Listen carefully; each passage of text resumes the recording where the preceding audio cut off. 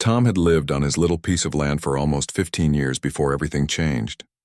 It wasn't much by modern standards, just 3 acres tucked away at the edge of town. But it was his. The property sat in a natural low spot where a creek had run for longer than anyone could remember. When the spring rains came, water would trickle through, feeding into the wetlands that stretched out beyond his back fence. In summer, the creek bed would dry up to smooth stones and sandy patches where his dog liked to dig. He loved that creek. Not in some poetic way, but in the practical way you love something that's just always been there doing its job. Birds would stop by for water. Sometimes deer would pick their way down to drink in the early morning. Wild blackberries grew along the banks, and Tom would pick them in July, getting his hands all scratched up in the process. His daughter used to catch tadpoles there when she was little, back before she grew up and moved to the city for work. The trouble started the day he saw the construction signs go up across the road. Riverside Estates, they called it. Tom watched as bulldozers cleared the old farmland that used to sit there. Within months, they'd graded the whole area flat and started putting up houses. But these weren't just houses. These were the kind of places that showed up in glossy real estate magazines. Stone facades, 3-car garages, professional landscaping. The kind of homes that cost more than Tom would earn in a lifetime. He didn't mind at first. Live and let live, that was his philosophy. Sure, his little ranch house with peeling paint would look pretty shabby next to those mansions, but he'd been there first. He owned his land outright, no mortgage, and he wasn't planning on going anywhere. Then one Tuesday morning, a woman showed up at his door. She was dressed like she was heading to a business meeting, all sharp blazer and expensive sunglasses pushed up on her head. She introduced herself as Helen Carmichael, president of the Riverside Estates Homeowners Association.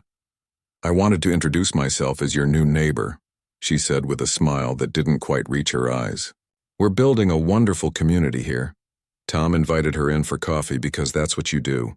She declined, said she couldn't stay long, then she got to the point. "I wanted to talk to you about the drainage situation," she said, looking past him toward his backyard. "That creek bed on your property, it's actually on a utility easement. We'll need access to it for some improvements." Tom felt his stomach tighten. "That creek's on my property," he said carefully. "I've got the survey to prove it." Helen's smile got tighter. "I think you'll find there's an easement. It's in the county records. We'll be sending you the formal paperwork, but I wanted to give you a heads up as a courtesy." After she left, Tom went straight to his filing cabinet and pulled out his property documents. He'd bought this place fair and square, and he'd had it surveyed twice over the years. Once when he bought it, and again when he'd put in a new septic system. There was no easement. The creek ran right through the middle of his land, clear as day on the survey map. He figured it was a misunderstanding.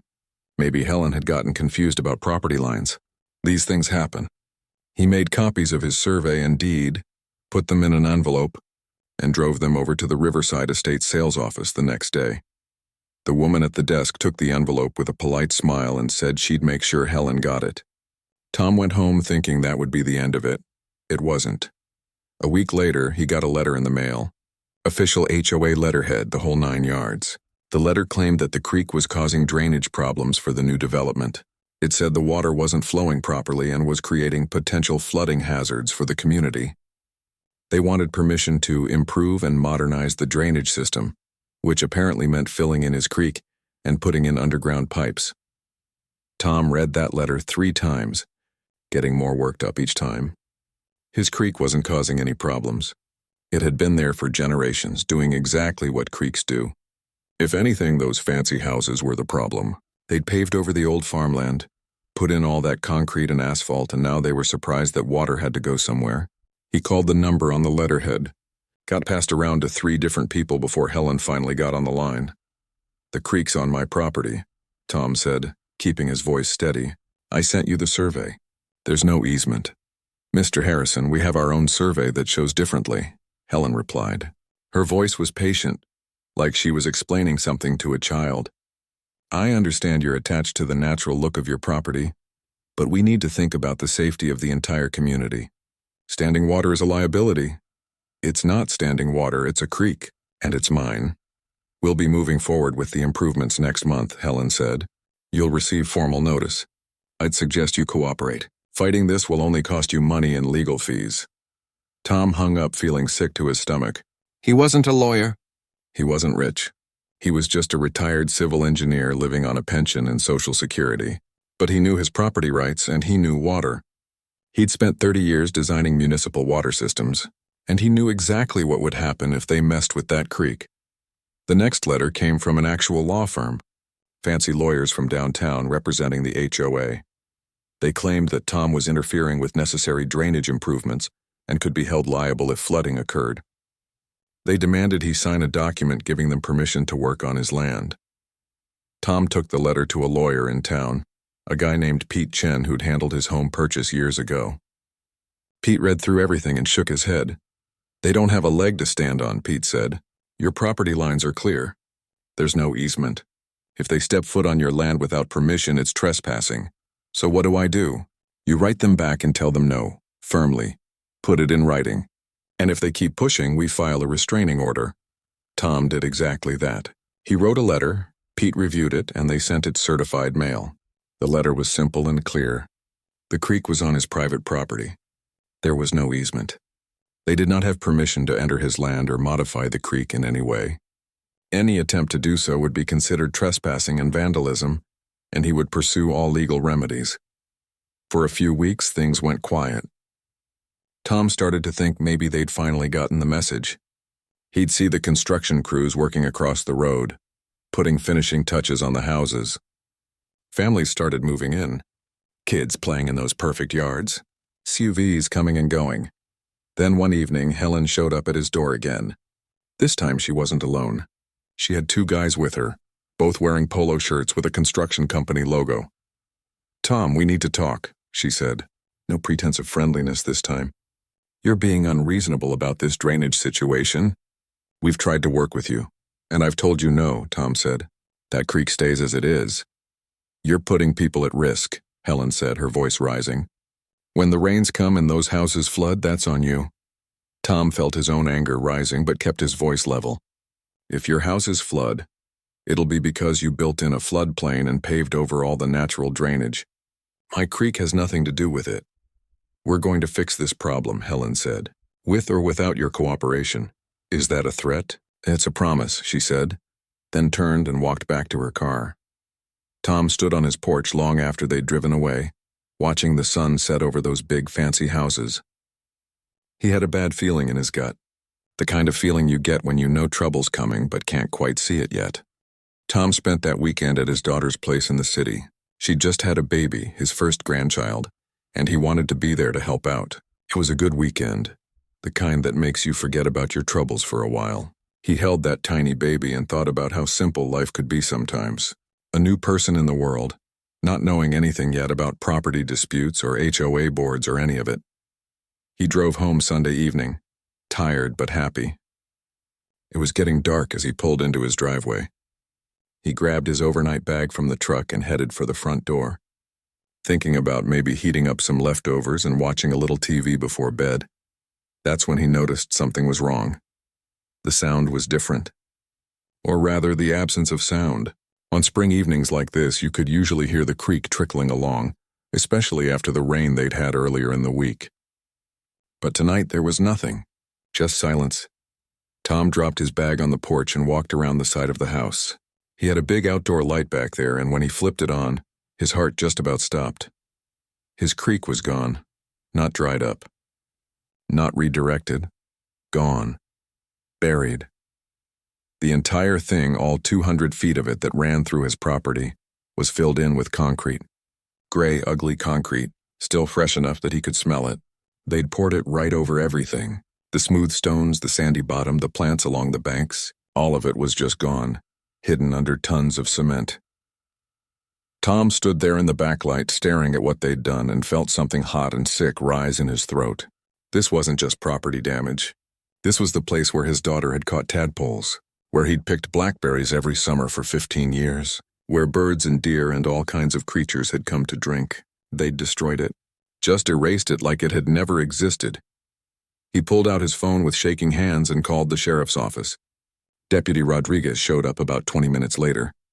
Tom had known Carlos for years. They'd served on the volunteer fire department together back in the day. Carlos walked the length of the concrete, shining his flashlight along it, shaking his head. "When did this happen?" Sometime this weekend while I was gone, Tom said. Friday evening to Sunday night. I left Friday around noon and it was fine then. You know who did it?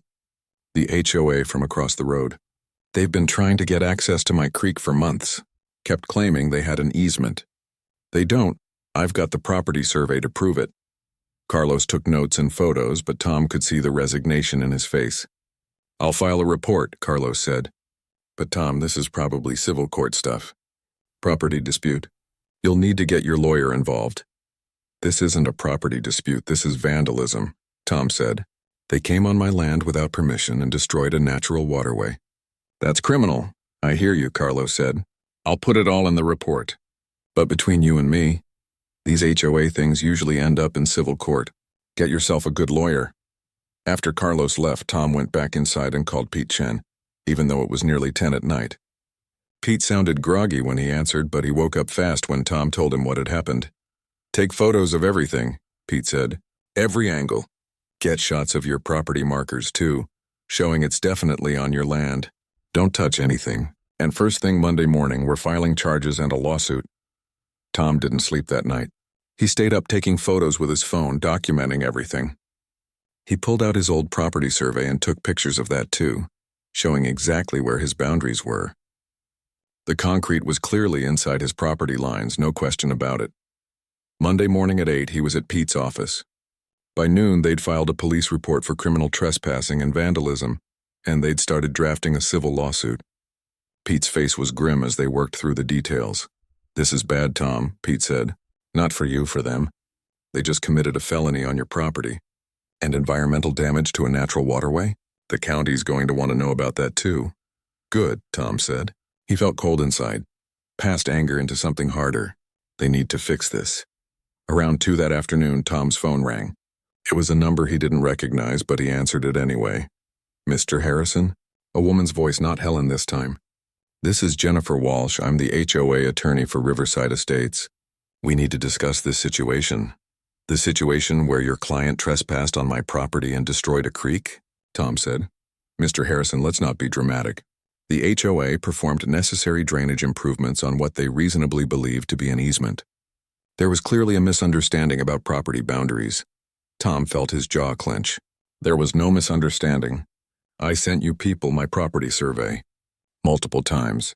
You knew exactly where my property line was. Regardless, the work is done now. The HOA is willing to discuss reasonable compensation for any inconvenience. Inconvenience. Tom's voice rose despite himself.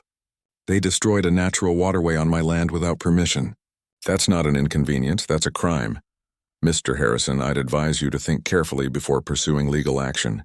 The HOA has significant resources. Litigation could drag on for years and cost you more than your property is worth. I'm offering you a reasonable settlement to resolve this quietly.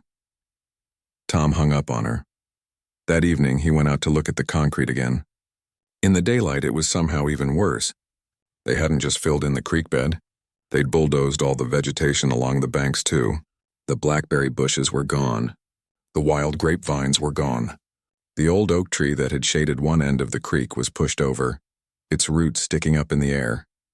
Tom stood there looking at the destruction, and that's when he really started thinking about water. Not emotionally, but technically. He'd spent 30 years as a civil engineer, most of it dealing with municipal water systems and drainage. And he knew exactly what was going to happen here. He went inside and pulled out his topographical maps of the area. He'd gotten them years ago when he was planning his septic system, and they showed the natural elevation and water flow patterns. He spread them out on his kitchen table and studied them. The creek on his property wasn't just a random feature. It was part of a watershed that had existed for thousands of years.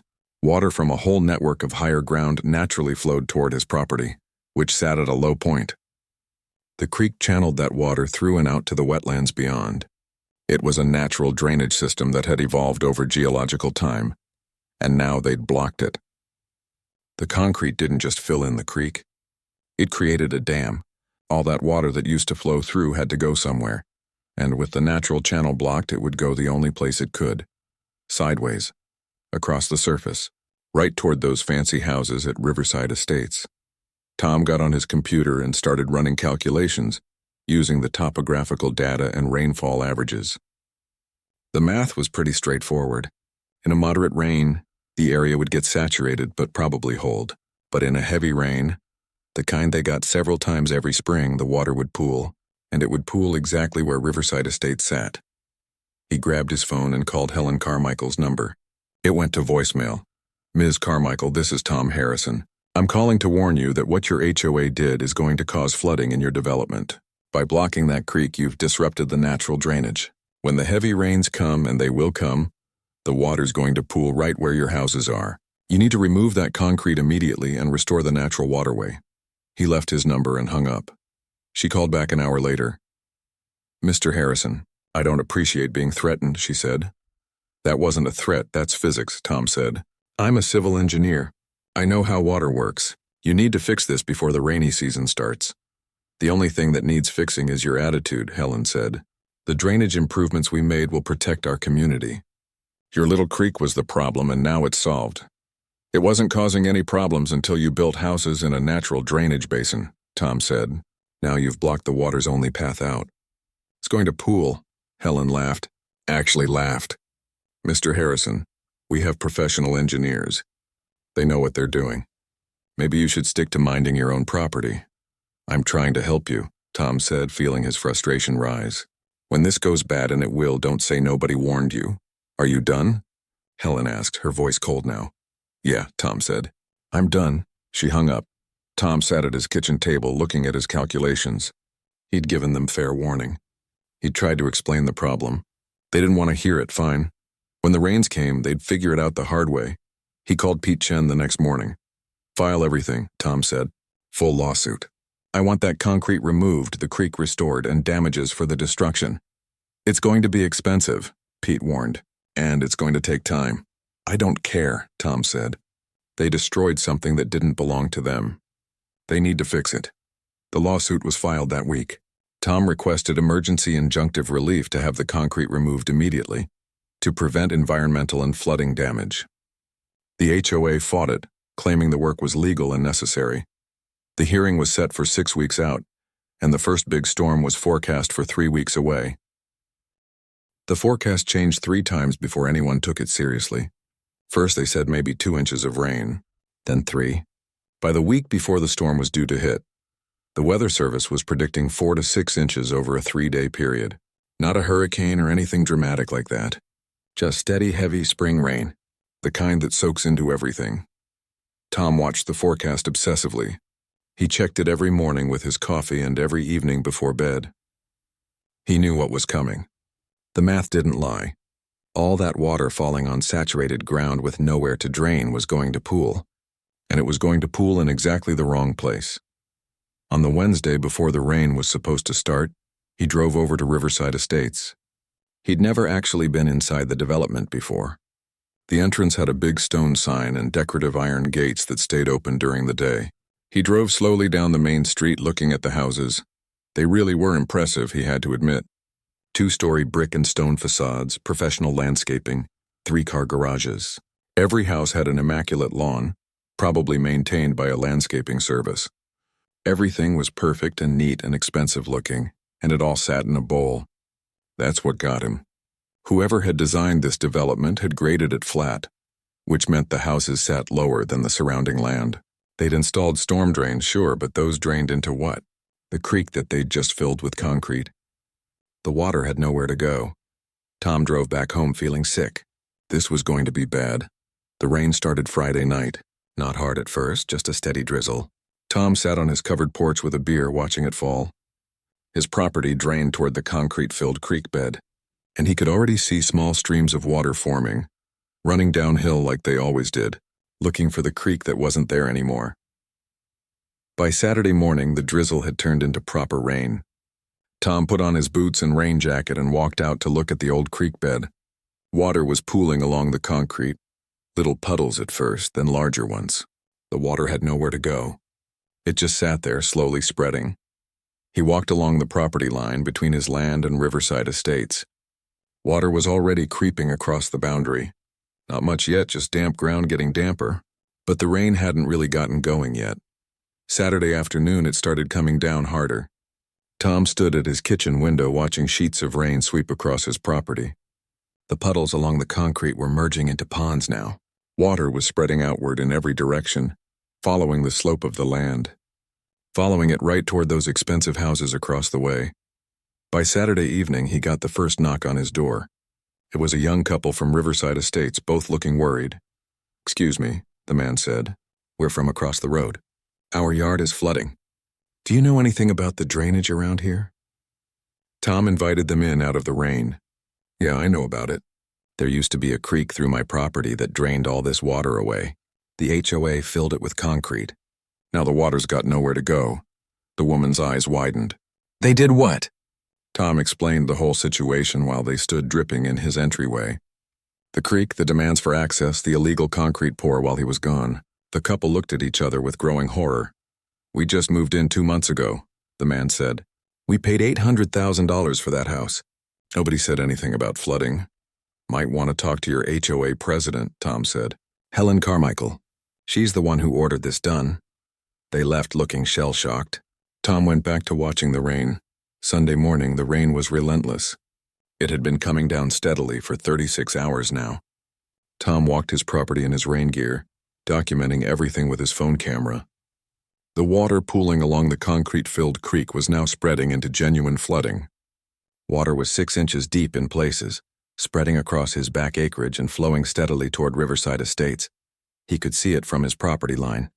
Several yards over there were underwater. Not deep yet, but getting there. He could hear sump pumps running, that constant mechanical whirring as they fought to keep basements dry. His phone rang. "Pete Chen." "Tom, I've got the HOA's lawyer on the other line demanding we do something about the flooding," Pete said. "She's claiming you're responsible." Tom almost laughed. "I'm responsible? For what, physics?"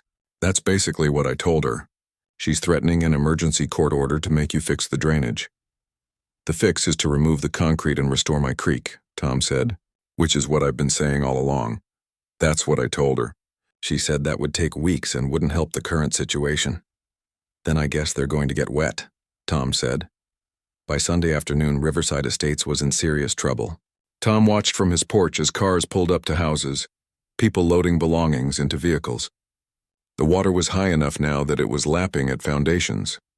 He could see it from his property, dark stains creeping up the brick facades. His phone rang again. This time it was Helen Carmichael herself. "This is your fault," she said without preamble.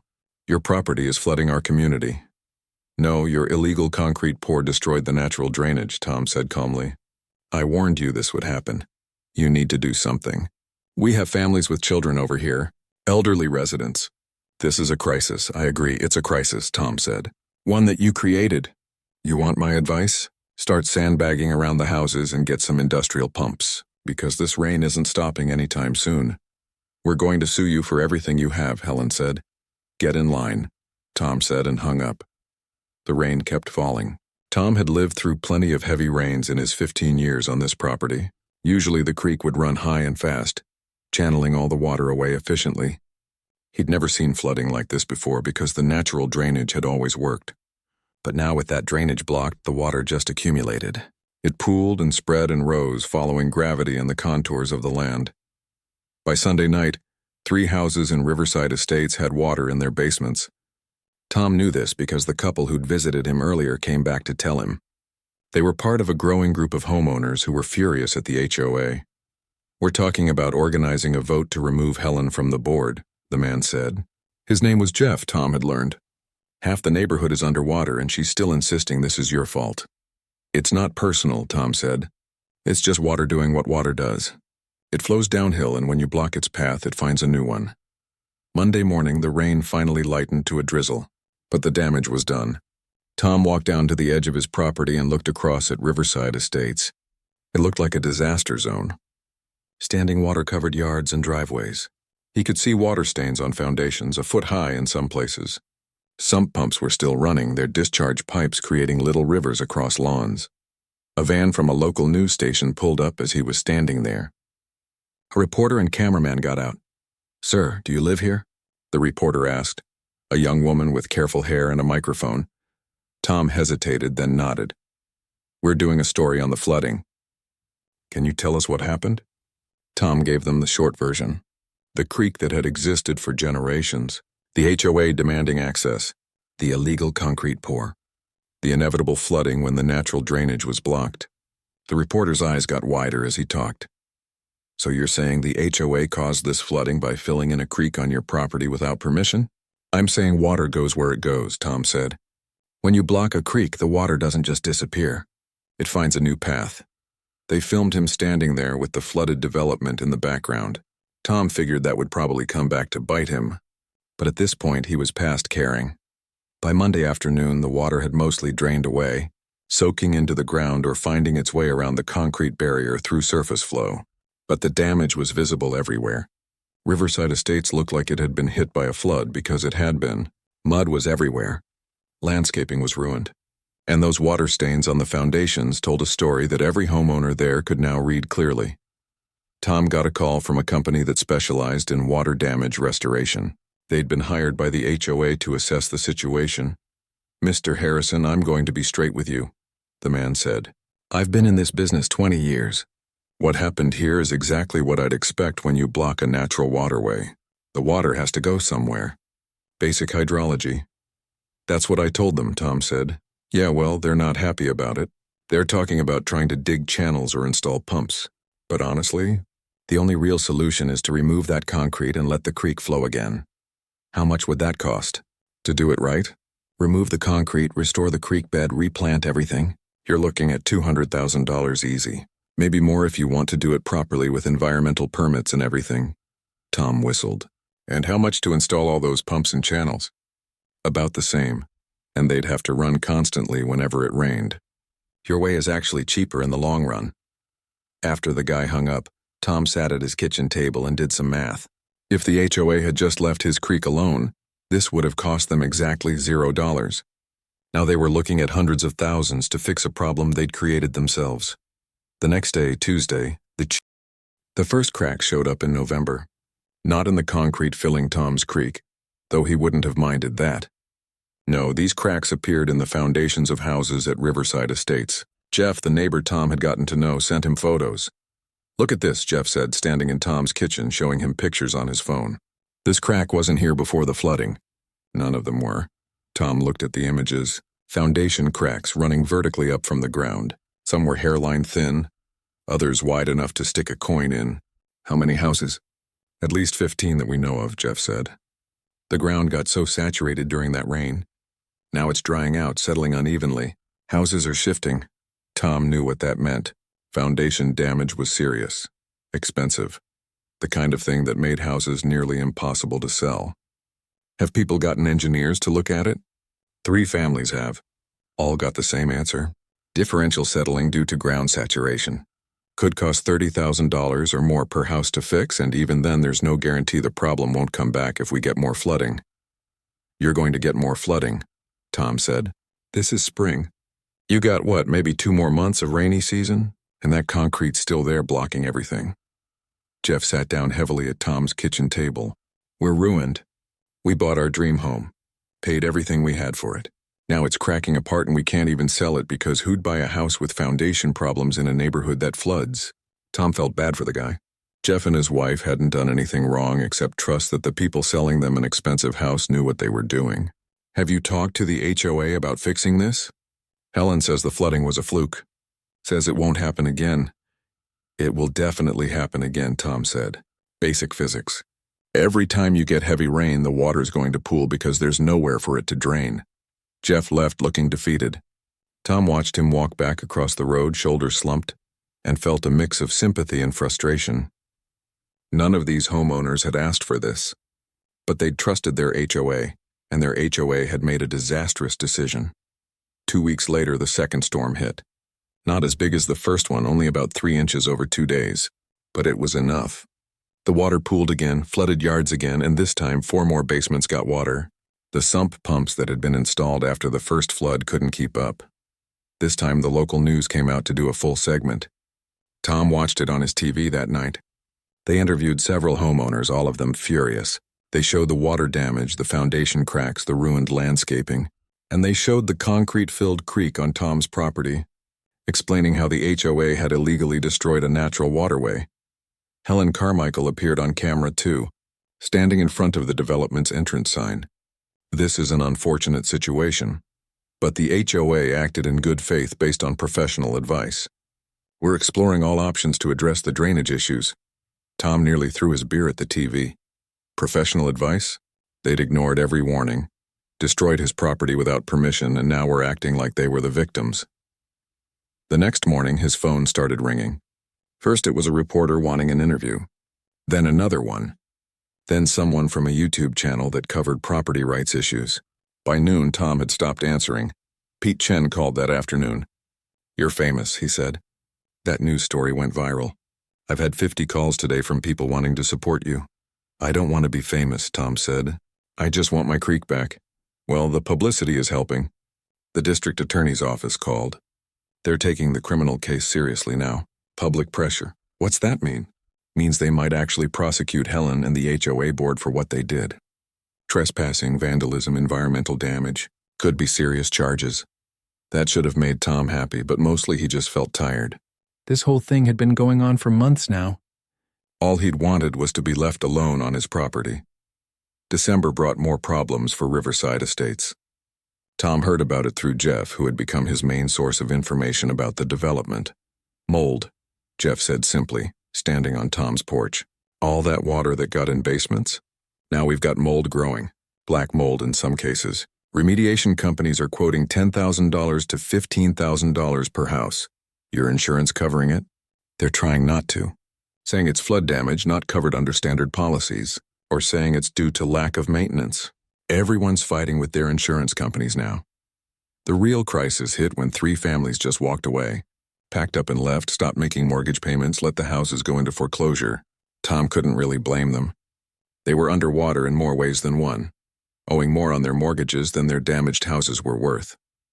The foreclosures created a death spiral. Empty houses in a neighborhood drive down property values, especially when those houses were empty because of flooding and foundation damage. Other families who'd been thinking about selling found they couldn't. No one wanted to buy into a disaster zone. By January, the HOA was in full crisis mode. They called an emergency meeting, which Jeff recorded on his phone and shared with Tom later. Helen stood at the front of a packed room, facing dozens of angry homeowners. "We're taking action," Helen said on the recording. "We've hired hydrological engineers to design a permanent drainage solution." "You mean the creek you destroyed?" someone shouted. "We're exploring all options," Helen said tightly. "How much is this going to cost?" someone else demanded. "The assessment is still preliminary, but we're looking at approximately $300,000 to properly address the drainage issues." The room erupted. Tom watched the video of people shouting, angry beyond measure. Many of them were already dealing with foundation repairs, mold remediation, ruined basements. Now they were being asked to pay more money to fix a problem the HOA had created. "Where's that money coming from?" a woman shouted. "We don't have $300,000 in reserves." "We'll need to do a special assessment," Helen said. "Each homeowner will be responsible for their share." More shouting. Tom could see people standing up, gesturing angrily. Someone called for a vote to remove Helen from the board. Someone else suggested suing the HOA themselves. The video ended with the meeting dissolving into chaos. Pete Chen filed an updated lawsuit that week, incorporating all the new damage. The foundation cracks, the mold, the plummeting property values. He also added the findings from the hydrologists the HOA had hired, who'd confirmed exactly what Tom had said from the beginning. The concrete blocking the creek was causing the flooding. The only real solution was to remove it and restore the natural drainage. "This is the part where they usually settle," Pete told Tom. "Once the evidence is overwhelming and they're facing multiple lawsuits." "But their lawyer is still talking tough." "Why?" "Pride, probably. Helen doesn't want to admit she was wrong. And if they settle with you and admit the concrete was a mistake, all those homeowners suing them will have an easier case. So they're stuck," Tom said. "They're stuck," Pete agreed. The district attorney moved forward with criminal charges in February. Tom had to give a deposition, sitting in a small office answering questions about his property, the survey, the demands from the HOA, the illegal concrete pour. He showed them all his documentation, all his warnings, everything. The prosecutor, a woman named Linda Chen, who was no relation to Pete, was thorough. "You warned them this would cause flooding?" Multiple times, Tom said. In writing, on the phone, in person. I explained the hydrology. I even called after they poured the concrete to warn them what would happen. And they proceeded anyway? They laughed at me. Told me I didn't know what I was talking about. Linda looked at her notes. You have 30 years of experience as a civil engineer specializing in water systems. Yes, ma'am, she smiled grimly. I think we have a strong case. The charges when filed were serious. Criminal trespassing, felony vandalism, environmental destruction, and something called criminal negligence causing property damage. Helen Carmichael was named personally, along with 2 other HOA board members who'd voted to authorize the concrete pour. The local news covered it again. This time they interviewed Linda Chen, who explained that the case was about more than just one destroyed creek. It was about HOA overreach, about the importance of property rights, about environmental protection. This case sends a message, Linda said on camera. You cannot destroy someone else's property just because it's convenient for you. You cannot ignore environmental regulations, and you cannot put people's homes at risk through reckless decisions. Tom watched that interview and felt something loosen in his chest. Someone was finally taking this seriously.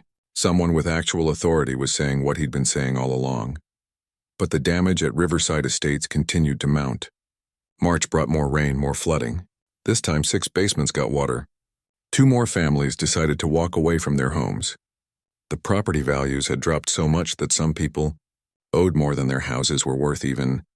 Without the damage, Jeff came by one evening, in early April, looking worse than Tom had ever seen him. We're leaving, Jeff said. My wife and I, we can't do this anymore. We're going to walk away, let the bank take the house. We'll live with her parents for a while, save up, start over somewhere else. I'm sorry, Tom said, and meant it. The trial started on a Tuesday morning in late May. Tom wore the same suit he'd worn to his daughter's wedding 3 years earlier. It felt tight around the collar, but Pete said it was important to look respectable, like the wronged property owner he was, not some country bumpkin. The courtroom was smaller than Tom expected. He'd watched enough TV to have some idea, but the real thing felt more cramped, less dramatic. Helen Carmichael sat at the defendant's table with her lawyers, 3 of them in expensive suits. She didn't look at Tom when he walked in. The case was straightforward from Tom's perspective. They'd trespassed on his property. They'd destroyed a natural waterway. They'd done it without permission despite multiple warnings. And they'd caused exactly the flooding he'd predicted, destroying property values across an entire neighborhood. Tom's testimony took most of the first day. He walked the jury through everything. His purchase of the property, the survey showing the creek was on his land, the demands from the HOA, his refusals, the threatening letters. Then finding his creek buried in concrete when he returned from visiting his daughter. How did you feel when you saw what they'd done? Pete asked. Sick, Tom said honestly. That creek had been there longer than any of us. My daughter played there when she was little. Animals depended on it, and they just erased it like it meant nothing. The HOA's lawyer, a sharp-faced woman named Brenda Walsh, tried to make it seem like the creek was no big deal. Just a seasonal drainage feature. Nothing special. Certainly not worth all this fuss. But then Pete brought in the environmental expert, a woman who'd worked for the State Conservation Department for 20 years. She explained how the creek was part of a larger ecosystem, how it fed into protected wetlands, how destroying it violated multiple environmental regulations. This waterway had existed in its natural state for thousands of years, she testified. It supported multiple species of plants and animals. Its destruction was not just illegal but environmentally catastrophic for the local habitat. The HOA's defense was that they'd acted in good faith, believing they had an easement. But Pete had found emails. Internal HOA emails where Helen had written to other board members acknowledging that Tom's survey showed no easement, but suggesting they proceed anyway because he's just one old man and we have resources. When that email was read in court, Tom saw several jury members sit up straighter. That was the moment he knew they'd won.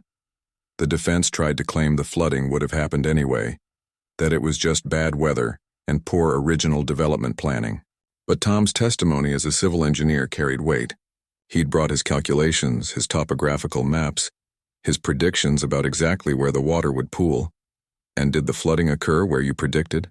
Pete asked. Yes, Tom said. Exactly where I predicted it would. The trial lasted 6 days. The jury deliberated for less than 4 hours. Guilty on all counts: criminal trespassing, felony vandalism, environmental destruction. The judge set sentencing for 2 weeks later. Tom walked out of the courthouse feeling strange. Not triumphant exactly, but relieved, like he'd been holding his breath for a year and could finally exhale. The civil lawsuit settled 3 days after the criminal verdict.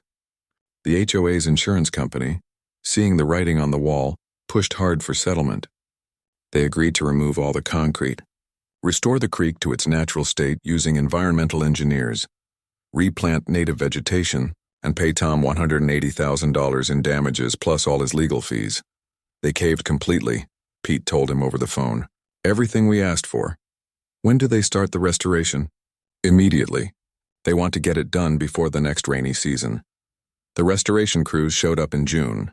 Tom watched from his porch as heavy equipment carefully broke up and removed the concrete. It took 2 weeks just to get it all out. They had to be careful not to damage the underlying soil structure more than it already was. Then came the environmental engineers. They studied old photographs Tom had provided, along with county records and surveys from decades earlier. They mapped out where the creek had naturally flowed, where the deeper pools had been, where the vegetation had grown thickest. Watching them work was fascinating. They didn't just dig a ditch and call it done. They recreated the gentle curves of the creek bed, the varying depths, the small areas where water would pool naturally in dry seasons. They brought in smooth river stones and placed them carefully, mimicking the natural distribution that had existed before. The hydrologist overseeing the project stopped by to talk to Tom one afternoon. "This is actually a really interesting restoration," she said. "We're essentially going back to the natural state, undoing human interference. It's more common to do the opposite, unfortunately." "Will it work?" Tom asked. "Will it drain like it used to?" "Better, actually. We have better understanding now of optimal flow rates and angles. This creek is going to handle drainage even more efficiently than before." The replanting took another month. Native grasses along the banks, blackberry bushes where they'd grown before, even small trees planted where the old oak had been bulldozed, though those would take years to grow. The State Conservation Department got involved, adding native wildflowers and plants that would attract pollinators. By August, you could barely tell there had ever been concrete there. The creek bed looked natural, as if it had always been that way. The first light rain they got in late August. Tom went out to watch. Water trickled down into the creek bed following the path that had been restored, flowing smoothly toward the wetlands beyond. It worked perfectly. The criminal sentencing happened in September. Helen Carmichael got a suspended sentence, probation, and a massive fine. The other 2 board members got similar treatment. None of them went to jail, which Tom was fine with. He'd never wanted anyone imprisoned. He just wanted his creek back and for them to face consequences for what they'd done. The real punishment was what happened to Riverside Estates itself. The development never recovered. Property values had dropped so much that nearly half the homes were worth less than their mortgages. 8 families in total had walked away, leaving empty houses that eventually went into foreclosure. The HOA dissolved entirely, unable to pay the multiple lawsuits and settlements. Without an HOA, there was no one to maintain the common areas. The fancy entrance signs started to fade and rust. The decorative landscaping grew wild and weedy. Some families stayed, the ones who could afford the foundation repairs and could live with owning a house that was worth a fraction of what they'd paid. But it wasn't the luxury community it had been advertised as. It was just another struggling suburban neighborhood, marked permanently by the bad decisions of its founders. Tom ran into Helen Carmichael once, about a year after the trial. She was in the grocery store, and they ended up in the same checkout line. She saw him and her face went red. "I hope you're happy," she said quietly, venomously. "You destroyed an entire community." Tom looked at her for a long moment. "No," he said finally. "You did that. I just wanted to be left alone." She didn't respond, just grabbed her bags and left. Tom finished his shopping and drove home. As he pulled into his driveway, he could hear the creek trickling. They'd had rain the night before, and water was flowing through like it was supposed to, draining away naturally, feeding the wetlands beyond. He walked down to the creek in the late afternoon sun. The blackberry bushes had grown back thick and healthy. He picked a handful, getting his hand scratched just like always, and ate them standing there by the water. They tasted exactly like he remembered. Birds had come back. He'd seen herons down here hunting in the mornings. Deer tracks in the mud near the banks. All the little signs that nature was recovering, doing what it did best when humans stopped interfering. Tom built a bench down by the creek that fall. Nothing fancy, just some treated lumber and screws. He'd sit there in the mornings with his coffee, watching the water flow, listening to the birds. His daughter came to visit with the baby, and Tom took his grandson down to see the creek, showed him the tadpoles swimming in the shallow pools. "This is where your mom used to play when she was little," Tom told the baby, who didn't understand but looked at the water with wide, curious eyes.